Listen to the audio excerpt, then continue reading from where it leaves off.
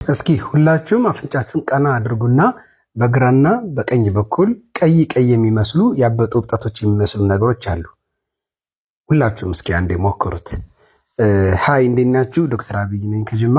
ዛሬ ይዤላችሁ የመጣሁት በጣም በስራ ላይ ያለው ሁልጊዜ ታካሚዎች የሚጠይቁኝና ትንሽ የሚደናገሩበትን አንድ ነገር ነው የምነግራችሁ። እሱ ምንድነው?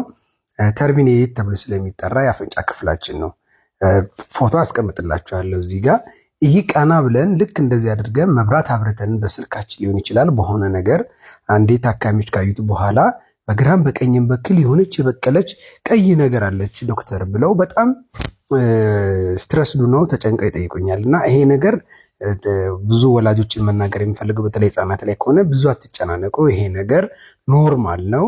ተርቢኔት ሃይፐርትሮፊ ተብሎ የሚጠራ ነው። ወይም ደግሞ ኖርማል ከሆነም ተርቢኔት ሊሆን ይችላል። የአንዳንድ ሰው ኖርማል ሃይፐርትሮፋይም ሳያደርግ እንደዚሁ ሊታይ ይችላል፣ ወይም ሳያድግ። የአንዳንዶቹ ደግሞ አድርጎም ሊታይ ይችላል። ከዛ ውጭ ግን ብዙ ጊዜ ጉንፋን ሲይዘን የሳይነስ ኢንፌክሽን ሲኖር ምናምን ትንሽ ቀላ ብላ አበጥ ብላ ልትታይ ትችላለች እና አንዳንዴ እንዲያውም ግጥም ሊል ይችላል። ከመሃል ያለው ሴፕተም ጋር የአፍንጫችን ግራና ቀኝ ብሎ ከሚከፍለው የአፍንጫችን ክፍል ጋር የተነካክቶ ግጥም ያለ ሊመስል ይችላል እና አፍንጫው ድፍን ነው ብሎ ቤተሰቦች ሲጨነቁ ያለው። ኢቭን አንዳንዴ በጤና ባለሙያዎችን በኩል እንደዚህ አይነት እንደ ችግር ሆኖ ሲነገር አይቼ አውቃለሁ። በተለይ ህጻናት ላይ ከሆነ ብዙም እንደ ችግር አናየውም፣ ምክንያቱም ጊዜያዊ ነው፣ የሚስተካከል ነገር ነው።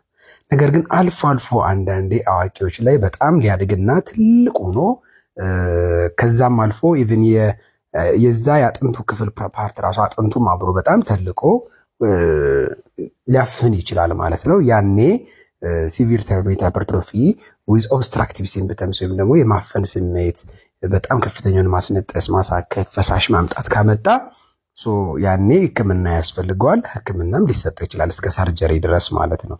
ነገር ግን በአጠቃላይ እንደ ጀነራል ፖፑሌሽን ስናስበው ህጻናት ላይ በተለይ በግራ በቀኝ የሚበቅሉ የሚመስሉ ቀይ ነገሮች ካያችሁ ወላጆች አትደናገጡ። አንዳንድ የሚያጋጥመው ምንድነው?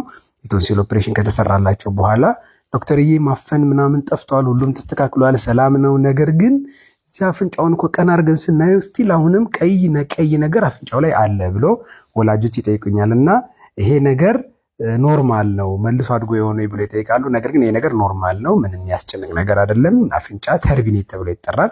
ስለዚህ ከአሁን በኋላ ታካሚዎቼ በግራና በቀኝ በኩል ቀይ ነገር ስታዩ እንደ ችግር እንዳታዩት አደራችሁን ብዬ መናገር እፈልጋለሁ።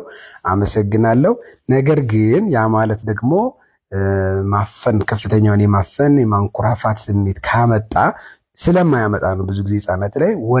አዋቂዎች ላይ ግን ይህ ችግር ሊኖር ይችላል።